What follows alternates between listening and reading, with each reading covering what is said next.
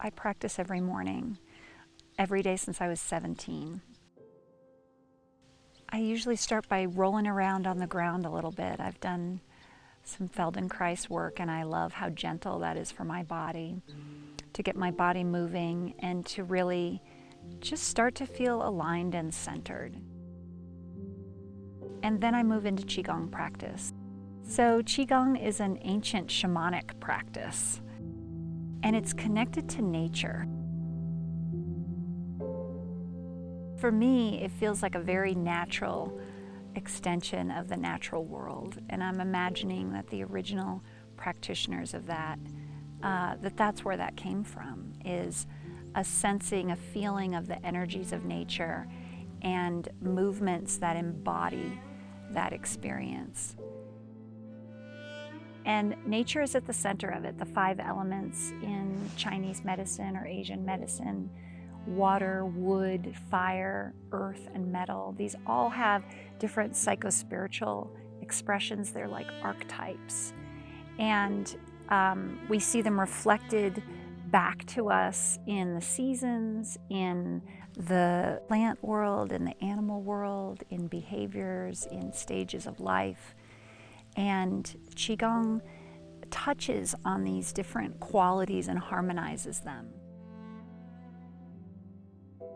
I speak about my work as a way to come into wholeness, as a path to wholeness. We are all inherently whole, and then we have experiences that fracture us. They become overlays onto this wholeness that's still there. Parts of us become hidden, parts of us become unknown to ourselves, parts of us feel damaged or traumatized. And so wholeness is about stitching all those pieces back together again.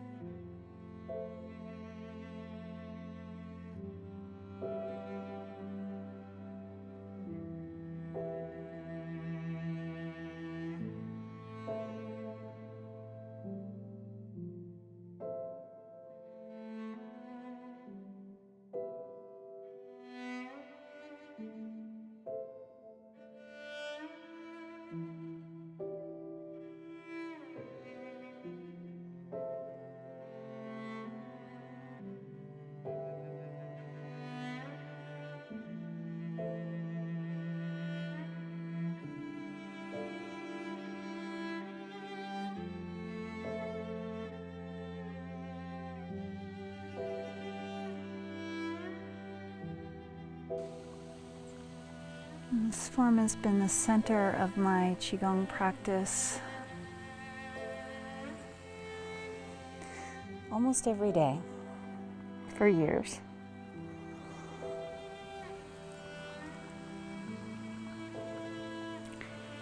It's fortifying for me when I'm feeling unsure or unclear. It's calming. It reminds me of all the expressions of who I am and what I'm here to do as a woman on the planet. The particular role the feminine is here to play. Well, the yin is the feminine principle, as opposed to the yang, the other polarity, the masculine principle.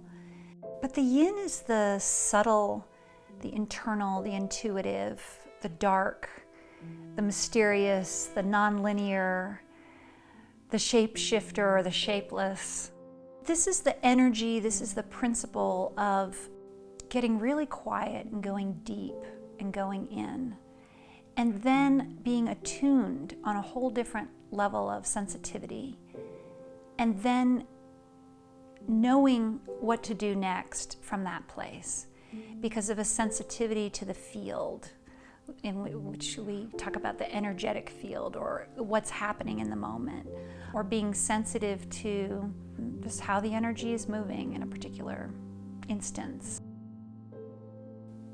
And of course, we live in a world that's become dominated by the yang energy, or as my former teacher would say, the false yang, a masculine, active, constantly needing to take action, regardless of whether the information has been gathered, regardless of whether we're in touch with something really deep inside of us. And the reality is that the yang needs to come from a place where it is always rooted in the yin. The yin is where everything begins, and the yin is where everything returns. So if you think about the feminine, this is the life-giving principle. This is birth. This is where birth comes from.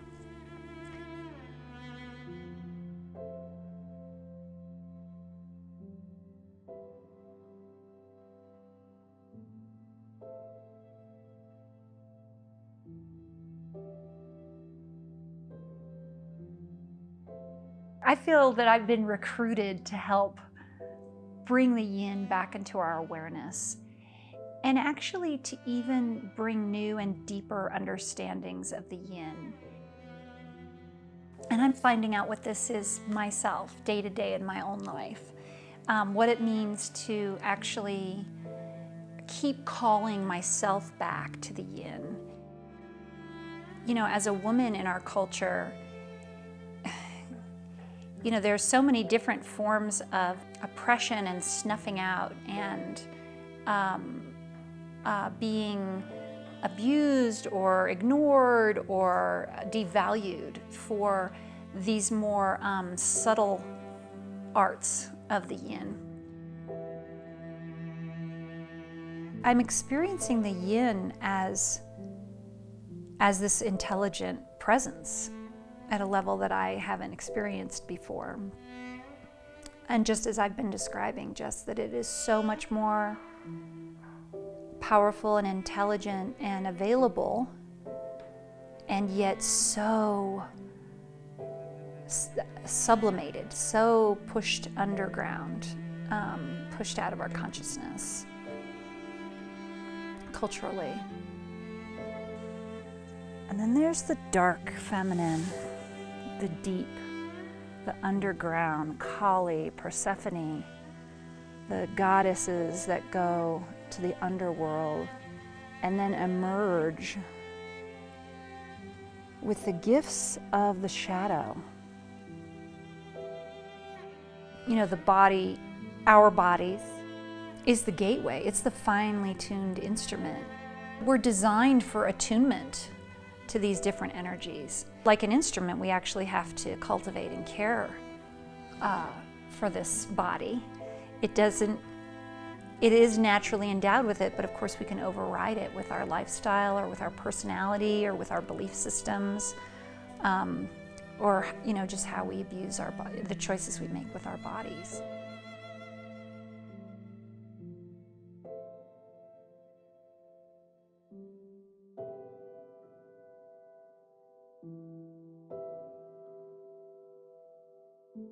The reality is that we all are born with this perfection in terms of this instrument, and we can connect with that at any time.